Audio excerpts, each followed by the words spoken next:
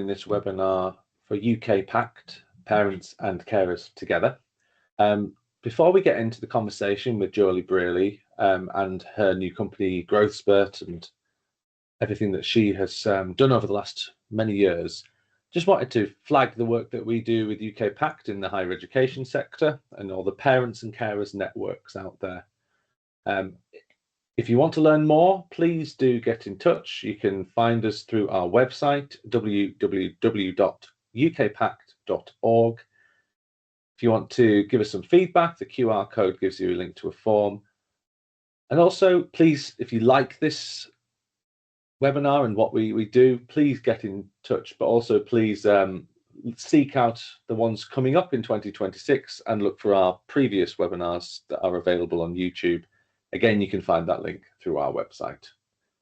Thank you, and I hope you enjoy the conversation.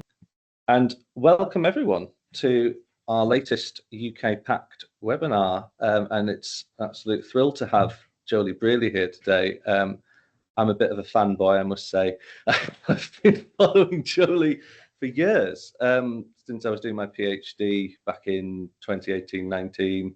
I remember reading Joeli's book and just following the amazing work you've been doing. But Joeli is, to a lot of us, an icon in this field of parenting, motherhood, penalty, and all the campaigning you've done. So you're certainly an activist, an author, public speaker. I'm taking some of this from your bio, so forgive me. But you mean, for many of us, it is Pregnant Then Screwed that you came to prominence, but since then you've really expanded that as well. I'm a weekly listener to Be a Boy podcast. It's like my go-to podcast. Love that podcast.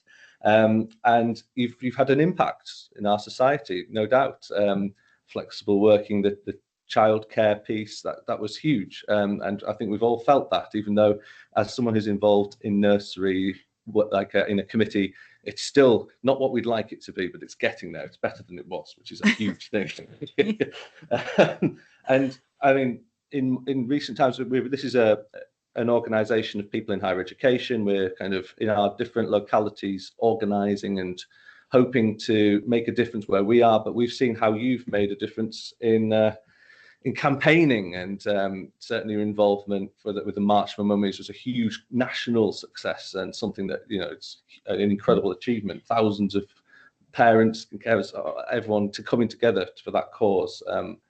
So it's something for us to kind of learn from, I'm hoping.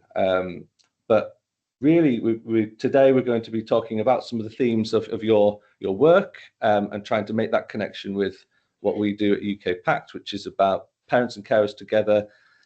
We've kind of the origins of it is in higher education, but we're kind of looking outwards now, trying to sort of make further connections beyond that sphere. But we have many networks of parents and carers and mums groups and dad groups across our education, and it's trying to come together, share what we know, and build a movement and an organising principle together.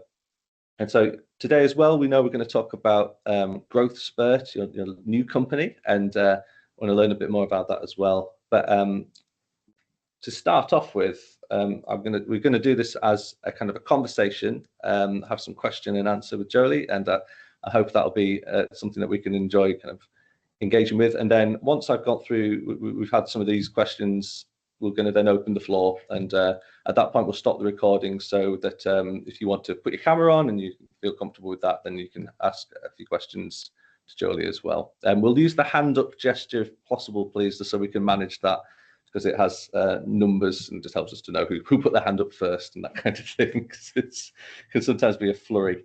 So that'd be much appreciated. Right, shall we get started, Joeli? Are you happy to go? Yeah, let's do it. Right, thank you. Well, the first question, as I've mentioned, we know that you are well known for the establishment, founding of Pregnant Then Screwed. What would you say your proudest achievement from that time, and also maybe what you've learned from it that you might want to share with us just to get us going? I mean, there's a lot there. I could probably talk to you all day about that, but I'll give you a potted summary. I think I mean, in terms of achievements of what Pregnant and Screwed managed to do, and I will just say I never set out for Pregnant and Screwed to end up where it did. I was just absolutely furious because of my own experience of pregnancy discrimination. I got kicked out of my job when I was 4 months pregnant, sacked by voicemail by a children's charity, a woman, and then was unable to do anything about it. The justice system completely failed me. So really, Pregnant and Screwed was a manifestation of my anger, and a way it was very cathartic to be able to support and platform other people's stories after what had happened to me. But it was just a blog. It was a place for women to tell their stories of pregnancy and maternity discrimination anonymously, and it grew from there very organically. And then people started saying, oh, actually I could really do with some legal advice here because I'm going through it right now. And I thought, well, I can't do that, so I'll find somebody who can. And then somebody was saying, oh, I need to take this employer to tribunal and I've no idea how to do that or where to begin. And I thought, oh, well, let's find some other people that have done that and then bring them together. And then people were telling me about some of the underlying issues. And I thought, right, well, maybe let's write to Parliament. And it just kind of grew and grew from there. And in terms of what it achieved, really, Pregnant and Screwed was the first organisation in the world, actually, that was talking about the specific challenges that mothers were encountering when they were trying to have a career and have children. Now, I'm not saying that I was the first person to talk about this, because there certainly wasn't. There are many brilliant feminists that came before me, but we were the first real charity organisation set up predominantly with that mission. Since then, there are lots of organisations that have sprung up across the world, and there's some brilliant ones, a couple of really great ones in America as well, but we were the first to do that.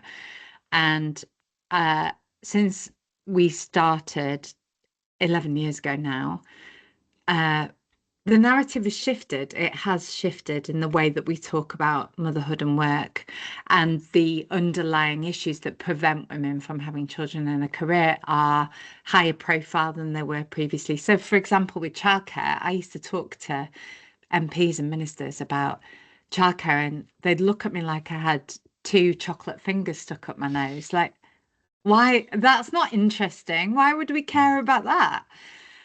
And then we got to a point where, of course, it was top of the agenda. It was the biggest, hottest political potato, and all of the press wanted to talk about it. And then we saw the £5.2 billion investment in childcare.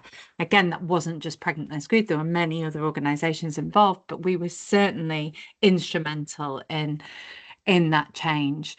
So my proudest moment would be standing on top of a bus on Parliament Square for March of the Mummies and looking across at a sea of 15,000 people, many of whom were clutching babies in their arms, and they had smiles on their faces and hope in their eyes, and really believing that we could make a change together.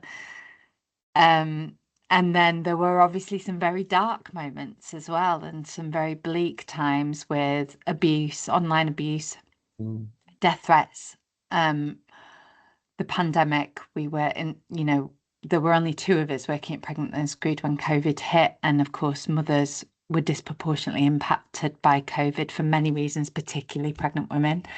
And what was happening to women during COVID was absolutely devastating. And we were frontline dealing with a lot of that and trying to get guidance and changes in place. And I'm really referring here to pregnant women and the dangers that were posed by COVID, and the fact that that was ignored actually by the government for a very long time, and what pregnant women were dying. And so there were, there's been a real mix there of joy, real change, but also it's been incredibly challenging for the last 10 years. Yeah, and I think I kind of hang on to that, the kind of anger as being one of the motivators that made it all happen. And I know that many people on this call have felt that as well, in terms of what's going on still, and the change that we still want to see. And with what you're now moving into, thinking about your new organisation, Growth Spurt, there's still, I'm aware in research that the motherhood penalty is still very much a real thing. We know from the Office of National Statistics report it's a very real thing. Yeah. Is that what kind of elements have brought you to that new focus, that return to work piece, and particularly for mothers? What are you kind of hoping to achieve in that area? I obviously spoke to thousands of women at the sharp end of the motherhood penalty when I was running Pregnant Then Screwed, and the most common theme was that when they returned to work after parental leave, that's where it would all go wrong. And I think it's kind of inevitable at the moment that it does go wrong, because of course when you go back to work after you've had a baby, and it tends to be women that take long periods of time out of work, of course, rather than men, because of our antiquated parental leave system. So women are taking up to a year out of work. They're doing the vast majority of the caring. They are the primary caregiver. They return to work and they're a completely different human to the person that they were before they left. They're a different human because their brain has literally changed. We know now that it's a transition as significant as puberty. It's rewired, so you're just a different person, in terms of your brain, but also you're a different person because you become a parent, and becoming a parent changes everything, absolutely everything. Plus you're bloody exhausted and you're thinking, how on earth am I going to do all of this? It's completely impossible. And so you go back to work and you're knackered. You're a different person. You have these big philosophical questions about who am I? Why am I here? Is this the right thing for me? And you get back to work and your line manager goes, oh, you're back. Crack on. There's your laptop. And of course, you can't just crack on. So I don't think that line managers are best placed to deal with all of that. It's because it's a lot, and that person needs a huge amount of support. So there's this disconnect that happens. And what I know parents who take extended parental leave need when they return they need practical support and advice, because there's lots of stuff to wrap your head around, like childcare. I mean, understanding the childcare benefit system is a minefield in and of itself. And then there's things like, what conversation should I be having with my employer? How do I make a flexible working request? What are my legal rights? How do I manage all of this unpaid labour? All of these big questions. They also need confidential one-to-one support with somebody who's on their side, because you really want to talk about your feelings, and you want somebody, you just want to feel like somebody's in your corner and they get what's going on for you. And then you need coaching because of all these big philosophical questions about, why am I here? Is this right for me? Thinking about, your future life. And you need peer-to-peer support. You need people who are going through the same thing at the same time as you. And there's loads of evidence. King's College London did a big report on this, that peer-to-peer support and during that phase reduces incidence of postnatal depression and improves your mental health. So, and the line manager can't do all of that, obviously. So Growth Spurt was set up as a one-stop shop for all of those things, because some of those things will work for some people, they won't work for others. So it's sort of it's like a pick and mix, if you like, of support for when you return to work. And we've seen that it's only been running since September, but we've done an impact assessment and we've seen that it's improving confidence, it's improving well-being, it's improving productivity at work. Parents just feel less alone. And the big outcome, which I hadn't expected, was that parents using the programme now feel they have the language to be able to advocate for themselves when they return to work. And that's often where the real disconnect happens, because that's the moment where you really need to be able to advocate for yourself. But you're so vulnerable that you feel unable to do that. And so that division just gets wider and wider until you leave or you check out mentally. It's so important. I mean, there'll be people on this call who've done research about the return to work phase, and it is exactly that line manager lottery that can be either go down a path of being supported or feeling traumatized from it. And I think it's great that you're leading something that can actually make a material difference to people. So no, I was very pleased when I saw that you're putting it together. I wonder, I do research and others as well around fatherhood as well, and I wondered if that is something that's factoring into your thinking with that return to work piece. And I know you have the podcast To Be a Boy as well, so that is certainly something that you are talking about. And I know you passionately campaigned on paternity leave as well. I wonder if you would speak to some of that dimension of parenthood as well at work. Yeah, I mean, obviously, I think, we both agree, Mark, that we need to extend paternity leave. We need to ring fence it and pay it properly. And that, we're way behind other countries on doing this, and the importance of that and the positive impacts are, insanely brilliant in terms of families, the economy, children. We know all of this stuff. Unfortunately, it feels like a hard slog to get the government to take it seriously. There is a parental leave review happening at the moment that will conclude at the end of next year. So everybody's crossing their fingers very tightly that that review will state very clearly that paternity leave needs to increase.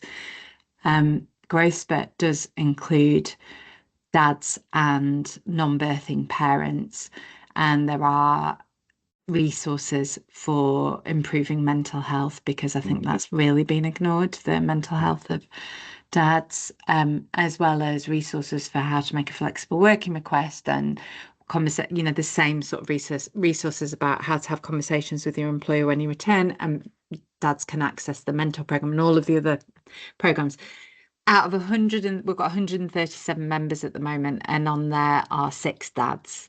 So, and the vast majority of those haven't taken extended parental leave. They're there because they want to support their partner better. So they want to access the resources because they want to be able to support their partner better. And I think that's a real indictment, actually, of where we're at, where sadly, men are desperate to be more involved, and they're desperate to take the parental leave and the responsibility, but they're just they're not able to access it. And even in companies which have extended paternity leave policies, where they're properly paid, we see that actually many men aren't accessing those policies, and that's because companies will go, there's a policy, off you go. And you need more than that. It needs a bigger drive in order to encourage men to take it. And the leaders of this are Aviva. They were the first to do it. And they changed their language so that in meetings with dads, rather than saying, are you going to take your paternity leave, they would say, when are you taking your paternity leave? And they modelled it from higher up so that trickled down to people that were less senior to say, this is okay, it's good to take this leave. And they've been researching the impact that that's had on the people in their organisation, showed there's loads of positive effects. However, men are not taking longer than 6 months, and even in Aviva, and they've been doing that for what, 10 years? Maybe quite a long time now. Yeah. You'd expect it would have had that kind of impact at that stage. Yeah, but they're very honest, and they say even though they've got access to 9 months, the men in the organisation, nobody's taking longer than 6 months. And actually they see a detriment to careers after the 6-month mark, and it's women that are still experiencing the detriment to their career in those organisations. So we've still got, a hell of a long way to go. And even though we're seeing companies increase their paternity leave policies year on year, we're seeing more and more companies doing it, and we're seeing the evidence that this is beneficial to businesses. I don't think many companies are making that second leap of, I may have increased my policy, but how am I going to encourage men to actually take it so we can get over that cultural barrier? What do you think then, Joeli, with that cultural barrier that organisations could be doing that they're not taking the leap to do? I mean, you've alluded to some of that with the language. Is there anything else you feel that if they were going to really radically push for something, a real change rather than lip service, what do you think you would like to see them do? I mean, a big thing for me is modelling it from the top, because we know from men that we've interviewed where they have access to these policies, they say, well, I just didn't, I'm worried about my career, I'm worried about my job. Yeah. And if they haven't got role models, it's very hard to be a pioneer of anything. And so they need to see people in higher up positions taking it, and it not affecting their careers in order for them to feel confident to do it. But we also, you know, I was having a conversation with a friend of mine who works for Lloyd's, and she's quite senior in Lloyd's, and she was saying they've got these. I probably shouldn't have named the company, but I have now anyway. But the finance sector is really bad with women in senior leadership positions, and they were asking. She was very senior, and they were asking her what to do about trying to get more women in senior leadership positions. And I was saying to her, paternity leave, like, you need better paternity leave. She was like, well, we've got better paternity leave, but actually, we've got good paternity leave, but what we've noticed is that the men and the women are taking the time off together, and the woman is still doing the vast majority of the caring. She's doing all the work, and the man isn't doing very much at all. So we're not changing the culture. I just thought that was quite an interesting conundrum, and didn't sort of know how you resolve, how you deal with that, besides having separate, because what you really need is men doing the care work on their own, and understanding how to do that so that that impacts the long-term unpaid labour. But yeah, so I think it's role models, definitely, and I think our language needs to change, because we still in this country, we just have a tone and a language about caring being women's work and it not having value. And in other countries like Sweden, you know, the Scandinavian countries, the countries where we all want to go to, you know, the Nirvana, that tone is very different. And, you know, you see childcare workers are paid really well, and it's a really valued profession. Whereas in this country, you're paid terribly and treated like crap. So, you know, there's just a different framework within which that sits, which we are still grappling with in the UK. So we're always going to feel like we're bashing our head against a brick wall. I'm not sure that answers your question, Mark. I'm sort of thinking about that. It's a horrible question to ask you, because it's a hard one to fix. Yeah. But no, I think you're right. Role models is often something that I think people think about as that would make a difference, to see someone in a higher position in the hierarchy doing the caring and speaking about it openly. I think on this call, a lot of us are in networks within organisations, so either parents or mothers networks or carers networks. I wondered if you had any advice based on your own experience as to what we could be doing more of to kind of make the kind of difference you've made. There are ways of organising that you think are really effective at a kind of getting the issue that you want on the table with management. Is there anything that you might suggest? I mean, the thing that I was never afraid of at Pregnant and Screwed, which I think too many organisations are afraid of, is criticism. I was never afraid of speaking out very candidly about an issue and saying the thing that I think other people wouldn't say, because in my view, you're not changing anything unless you're being criticised. Unless people are furious with you. Like, I felt like that was my job, to make people angry, actually, because if everybody agreed with me, nothing was changing. And so I think that's really important, to have the courage to say the thing nobody else is saying, and you know, to stand by your views, and accept that you're going to get pushback against that. That's the only way we're ever going to get.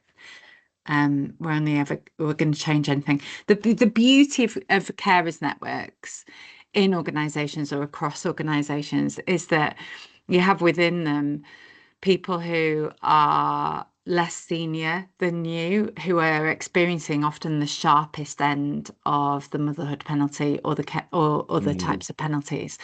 And so creating forums where there is psychological safety and people feel confident to say what their experience is and what their problem is, simply listening to them, and then using that as, right, that's the thing we need to solve together, and on force trying to change that system. That's why they're so important. And but often those networks end up being the most senior people in the room still saying what the problems are and expecting everyone else to follow, and they shouldn't be that. They should be bottom up rather than top down. Yeah, Anna and I on the call, we very much value the grassroots approach to these kind of networks. So now that's you speaking our language there. And, before I open the floor, I just have one sort of final question from me. And it's, as we approach Christmas, we tend to all get quite reflective and think about the whole year that's been. What would be your main reflection on 2025? Is there anything that you think that's been a big thing for parents, or that's something that we can hold on to and move forward with? And then the other piece is, what are you hopeful for in 2026? I think both my answers are probably the same. They're about the employment rights bill, which I am really hopeful that will start to shift the dial in the way that we treat parents at work. There's some incredible things in that bill, and it's not been easy to get it through Parliament. It should actually complete the parliamentary process at the end of this week, and the changes in there are really quite incredible. I mean, you've got, of course, pregnancy loss leave, so 2 weeks leave if you experience pregnancy loss. It's unpaid, unfortunately, but still it's recognising the health issues the health and emotional impact of losing a baby, which, you know, even in and of itself forces companies to think about that and have policies in place and recognise that it is a problem. The changes to redundancy protections for pregnant women, for those on parental leave and those who have returned to work. So they're looking at enhancing redundancy protections. We are way behind the rest of Europe on this. At the moment in the UK, if you get made redundant during that period, the enhanced protection simply means that you should be put forward for another job if another job exists that's of your level before anybody else that's been made redundant. So the protections are really weak. They're looking at change. I mean, what they're going to do hasn't quite been defined yet, but they're looking at changing that so that you can only be made redundant in quite extreme circumstances, you know, the business going bust, for example. Redundancy is a big problem for that group, that cohort of people. Non-disclosure agreements, changes to non-disclosure agreements, so they can't be used unless the victim wants a non-disclosure agreement in place. And I do wonder whether once that becomes law, there will be a domino effect where people start breaking their non-disclosure agreements, and I would love to see that. I'm not encouraging anyone to do that because the law, when it comes into place, will not be historical. You know, it will be from that point forward. However, I'm not sure a judge is going to have much appetite to actually, you know, rule negatively on somebody breaking an NDA once NDAs become unlawful. So, you know, that is, I find, is really exciting. And then the parental leave review, of course, and where that might go. So I feel actually I know that there are a lot of problems with this government. This government is not perfect. There are many issues, but actually in terms of some of the employment laws that are coming into force, it is a completely different perspective than what it's been for the last 10 years that I've been working on Pregnant and Screwed under the Conservative government. Nothing changed. Like literally all they did was slightly tweak the flexible working laws so that it was a day one right to request rather than 6 months in the 10 years previously. And now we're in a different government and we're seeing all of these potential changes. And actually I didn't mention including flexible working laws, which the changes that they're putting forward, I think, will make an actual material difference. So I feel really hopeful about all of that. But it does actually, when you list it off, it does sound hopeful, which is what we need. I think so. That's a really nice point to kind of finish off this portion. And before we do you want to briefly just mention your website for Growth Spurt, or anything else you want to kind of just highlight, so that people can find you? I mean, obviously we can search Joeli Brearley on Google and find you quite easily, but is there anything else you wanted to spotlight here? Growth Spurt is growth-spurt.uk. That's the website. And then, you know, I'm on social media, but yeah, that's probably it. But Joeli Brearley's quite hard to spell, so good luck with spelling that. Hopefully they can see it on the screen right now, so that'll help. That will help, yeah. I will stop recording now, and then we can have an open forum for some questions.